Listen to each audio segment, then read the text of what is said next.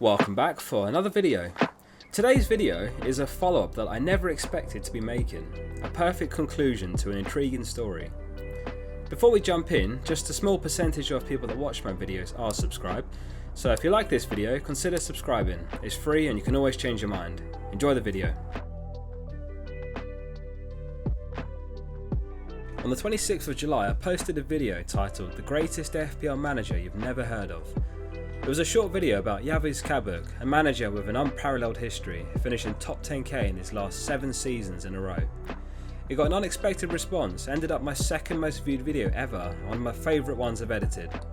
If you've not seen that video, go watch it first, link below. In that video I briefly alluded to how the FPL site shows everyone's full name publicly. I've heard great stories about random FPL Cup opponents finding each other on social media to wish them good luck. So this got me thinking, what if Yavuz could be tracked down? Does he want to be?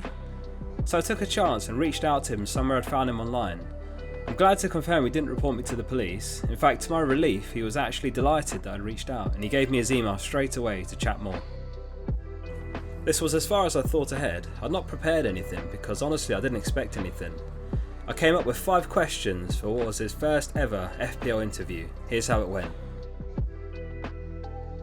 I started off by asking about him in general, and I'm glad I did because although his FPL account has the Dutch flag, he's not actually Dutch. My bad, Yavuz. Here's what he said. I'm actually not Dutch, I'm a Turkish guy living in the Netherlands. I moved here 4 years ago for my job and stayed here. From an FPL point of view, that gave me the unique opportunity of finishing as number 1 in the Turkish league in 2013 and then number 1 in the Dutch league in 2021. I play the game for fun and only have one mini league that I follow closely, which is a league with colleagues from previous work. I have very few friends playing the game, so I compete with myself to finish within the top 10k. 3 or 4 years ago I decided that I'll quit the game whenever I finish outside the top 10k, but that's not happened yet. I'm not a dedicated fan of a particular team, but have a sympathy for Arsenal from the Invincible era. Being neutral, I'm interested in some teams more than others year by year. I watched Villa closely last year due to my Grealish admiration, for example. My next question was, what tips can you share behind your success? And he said, I come from an engineering background. I can easily say that I'm a stat guy. I like playing with data, but always take it with a grain of salt. At the end of the day, you can support 2 opposing ideas by using the same set of data. I'm very careful about the data presented by others. Relevancy and context of the data are very important for me, and I always question it with that in mind. For example, Vardy overachieving his XG by 5 does not have the same meaning with Watkins overachieving his XG by 5. He went on to say, I do care about effective ownership as well, maybe even more than I should. However, if you want me to single out one thing behind my consistency, that would be the ability to adapt, I guess. Every season is unique and has its own dynamics, and you should adapt your style as early as possible. Sometimes hits pay off, sometimes not. One season an early wildcard brings more, the other season less.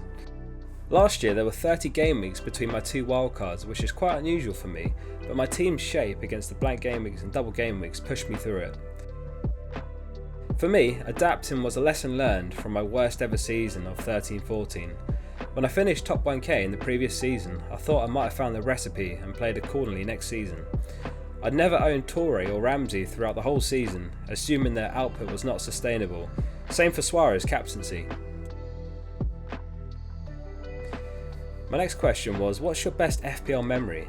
And he answered, it has to be the 52 pointer by Walcott captain in the 12-13 season. Almost everyone else went for Robin van Persie's late cameo and assist, and that game threw me into the top 1k for the first time and made me believe that I can finish there. Honourable mention would go to Bale's 21 pointer last season. I was almost sure he would explode, so I used my wildcard that game week to accommodate him into my team. My next question was, are there any players nailed in your team heading into next season? He said there's still too much uncertainty for me to make a reasonable draft. I will wait until the last week before the season starts to be able to use my time more efficiently.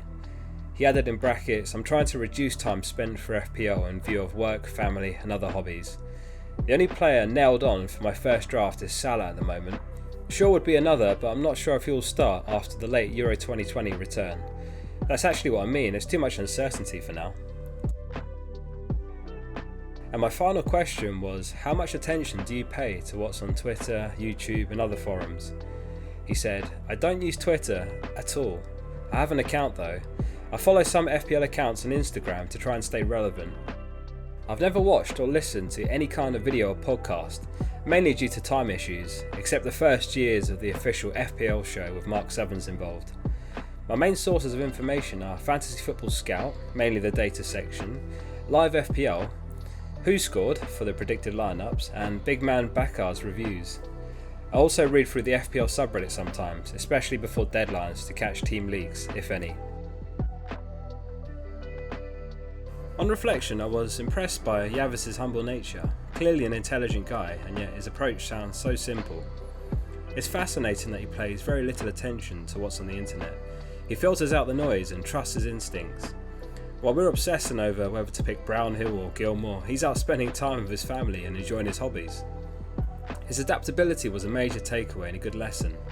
I'd never heard of anyone talk of the gap between their two wildcards, but it's a clear measurement of your ability to finesse your transfers and manage your squad. The fact he was able to wait 30 game weeks between his wildcards shows how well he did that. I followed his moves throughout last season and he was always ahead of the curve.